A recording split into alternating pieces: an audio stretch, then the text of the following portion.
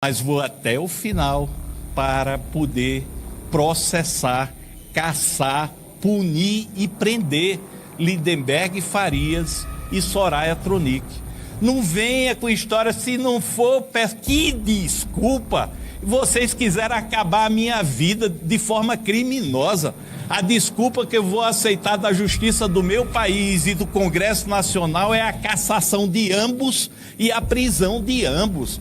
Soraya Tronic tem a vergonha, uma senadora da República, fazer uma acusação leviana dessa e dizer, vou pedir desculpa. Lindenberg Farias tem a vergonha. Você é acostumado a praticar fatos criminosos, mas você foi longe demais agora. Eu não vou aceitar nada menos do que a justiça plena. No último dia, justamente na hora que eu estava lendo o relatório com 216 indiciados e pedindo o indiciamento do filho do presidente da República e a sua prisão, do lado de fora estavam 2 parlamentares federais me acusando de um crime abjeto, vil, que causa repugnância não só a mim, mas a toda a sociedade brasileira. Tive que terminar de ler o relatório para depois dar entrevista a vocês. Então, gostaria de falar sobre o fato e poder ouvi-los e também dar as explicações necessárias. Primeiro, coloquei um relatório com 216 investigados, sem poupar quem quer que seja. E o PT, no último dia, traz uma cortina de fumaça vil, abjeta, criminosa, e isso não pode ficar o dito pelo não dito. Foi protocolado aqui na casa pelo Partido Novo um pedido de suspensão cautelar do mandato do senhor Lindenberg Farias na Corregedoria e foi também protocolado um pedido de cassação de mandato por quebra de decoro pelo mesmo partido em relação ao senhor Lindenberg Farias aqui na Câmara dos Deputados. O Partido Liberal, o partido do qual eu faço parte, já aprontou uma representação à Corregedoria também pedindo a suspensão do mandato da senadora Soraya Tronic e também vai protocolar no Conselho de Ética do Senado um pedido de cassação por quebra de decoro. Da minha parte, hoje estive no Supremo Tribunal Federal, apresentei uma queixa-crime por calúnia contra esses 2 parlamentares autores de atos criminosos, abjetos, vis, por crime contra a honra. Fiz uma notícia-crime no próprio STF, solicitando uma apuração urgente por coação do curso do processo e por denunciação caluniosa. Fui à Procuradoria-Geral da República, fiz uma representação criminal por esses mesmos crimes. Estive na Polícia Federal, também acionei a Polícia Federal e falei por telefone com o diretor-geral da Polícia Federal, solicitando 2 coisas, que eu estou à disposição para quaisquer esclarecimentos, inclusive DNA, se assim entenderem cabível. E a segunda coisa que eu quero celeridade. Eu quero que essa infâmia desmascare 2 criminosos que estão a serviço do PT para lançar uma cortina de fumaça. Foi muito grave. Nunca um parlamentar na história desta casa sofreu um ataque tão vil, abjeto. Essa ignomínia assacada contra mim na hora da leitura do relatório terá consequências políticas e jurídicas gravíssimas. Vocês me permitam a minha indignação. Eu casei aos 20 anos de idade, a minha esposa tinha 19. Perdi uma filhinha que tinha quase 1 ano, porque a minha esposa casou grávida, morreu de câncer.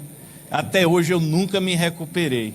Tivemos mais 2 filhos e hoje tenho 2 netas.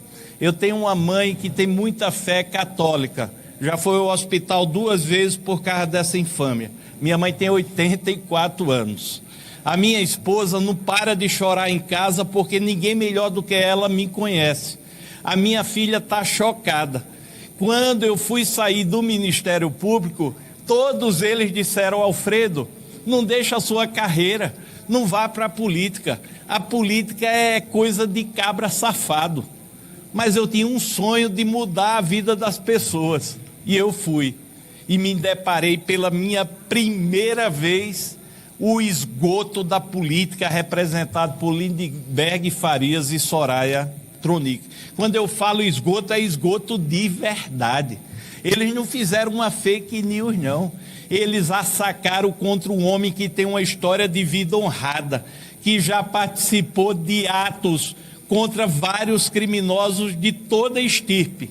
E nunca ninguém levantou nada contra mim. E eu aqui, pelas mãos do PT, combatendo o crime do INSS, recebo esse presente.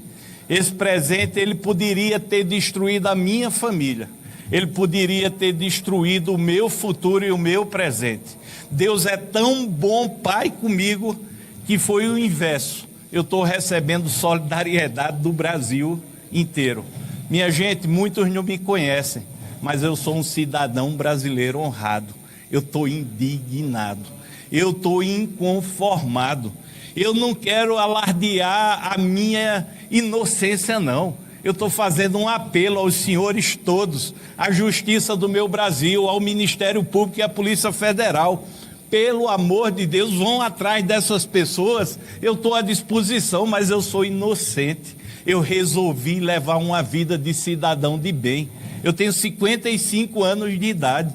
Eu tenho uma trajetória de vida bonita. Vieram 2 maloqueiros criminosos, 2 bandidos, Lindenberg Farias e Soraya Tronic, usando de orientação do PT para me atacar justamente no momento que eu estou lendo o relatório e indiciando o filho do presidente da República. Até bandido devia ter limite moral. Até criminoso devia ter uma linha da qual não pudesse passar. Mãe, me desculpe, a senhora está passando por isso. Adriana, minha esposa, me desculpe. Catarina, me desculpe. A política tem disso. Eu não me conformo. Eu enfrentei o esgoto da política, mas vou até o final para poder processar, caçar, punir e prender Lindenberg Farias e Soraya Tronic. Não venha com história, se não for, que desculpa. Vocês quiseram acabar a minha vida de forma criminosa. A desculpa que eu vou aceitar da justiça do meu país e do Congresso Nacional é a cassação de ambos e a prisão de ambos. Soraya Tronic tem a vergonha, uma senadora da República, fazer uma acusação leviana dessa e dizer: vou pedir desculpa. Lindenberg Farias, tenha vergonha. Você é acostumado a praticar fatos criminosos, mas você foi longe demais agora. Eu não vou aceitar nada menos do que a justiça plena. Olha, se vocês soubessem o tamanho da minha indignação, o tamanho da minha revolta pela crueldade, pela infâmia, pela forma vil que assacaram contra mim, isso, vocês imaginem, o meu peito está rasgado, eu estou com o coração doendo. Eu trabalhei muito a minha vida toda e não merecia algo tão infame. Mas olha, eu tenho uma coluna moral que ela não deixa vergar, mas o meu coração está doendo. Está doendo da revolta, da mentira, dos crimes. Está doendo porque eu vejo a minha família sofrendo. Mas eu estou em pé para lutar. E a minha luta vai ser para que nunca mais 2 parlamentares criminosos como esses repitam algo parecido. Olha, não conheço os senhores e as senhoras, mas é a mesma coisa de apontar o dedo para cada um e dizer: vocês praticaram um estupro. Se não for verdade, eu peço desculpa. Quem é um pai de família honrado, quem é um trabalhador brasileiro honrado, não pode estar tranquilo, não pode não estar revoltado, não pode não exigir da justiça que essa apuração seja célere, Porque, minha gente, a gente está num tempo de fake news. 2 criminosos travestidos de parlamentar praticaram essa infâmia, praticaram esse ato covarde e injusto. Estou dizendo aqui que as providências jurídicas de queixa-crime, representação criminal, disposição para quantos exames forem precisos, biológico, DNA, o que for, eu tomei hoje perante o STF, a Procuradoria da República e a Polícia Federal. Mas aqui, esta casa tem que dar uma resposta política. E a resposta política é: ou vocês têm um parlamentar estuprador e merece ser caçado e preso, ou você tem 2 criminosos abjetos que precisam ser caçados e presos. Não existe meio do caminho, não existe perdão, não existe desculpa. Nós precisamos urgente que o Congresso Nacional dê uma resposta. Não acusaram, não tem vítima, não tem produto do suposto crime, eu estou à disposição. Não conheço vítimas, nunca pratiquei nenhum ato que desabone a minha conduta, nunca fiz sexo com menor na minha vida. Eu quero dizer aos senhores que eu tenho um maior respeito pelas funcionárias domésticas, que na minha casa as que passaram com muita honra, todas viraram amigas da família. Quero dizer que na minha vida eu sempre tive muito respeito às mulheres. Ano passado apresentei um projeto de lei de castração química para estuprador, que já foi inclusive como adendo aprovado. Eu tenho uma vida voltada ao combate ao crime. A união de criminosos de Alagoas com criminosos da República inventaram essa fake news, inventaram essa coisa abjeta, vil, repugnante. Eu só quero a verdade, a celeridade e a justiça. Passei o momento mais difícil da minha vida, com exceção da morte da minha filha e do meu pai, quando tive que ler um relatório de mais de 4.000 páginas, sendo acusado por 2 criminosos, sem saber do que se tratava. Mas Deus é tão bom Pai comigo, e eu quero agradecer à imprensa do meu Brasil, porque 2 jornalistas chegaram até mim e disseram: olha, eles vão acusar o senhor de estupro de uma pessoa que trabalhou na sua casa, engravidou e foi para o Rio de Janeiro. Lendo o relatório e pensando, veio na minha mente um fato. Eu tenho um primo juiz, que é um homem de bem, o juiz mais conhecido no combate ao crime organizado em Alagoas. E ele morou a vida toda na casa do meu avô, que se chamava desembargador Alfredo Gaspar de Mendonça, e eu herdei o nome dele acrescentando o neto. Meu avô morreu e ele foi morar com a minha avó. E lá, ele, com 15 anos, e a moça, ele me falou, tinha 21, mantiveram relação sexual. Essa moça engravidou e ele não sabia, nunca mais a viu. E essa moça casou, depois com outro, e teve uma filha, que eu não vou citar o nome dela aqui, porque ela já se expôs demais.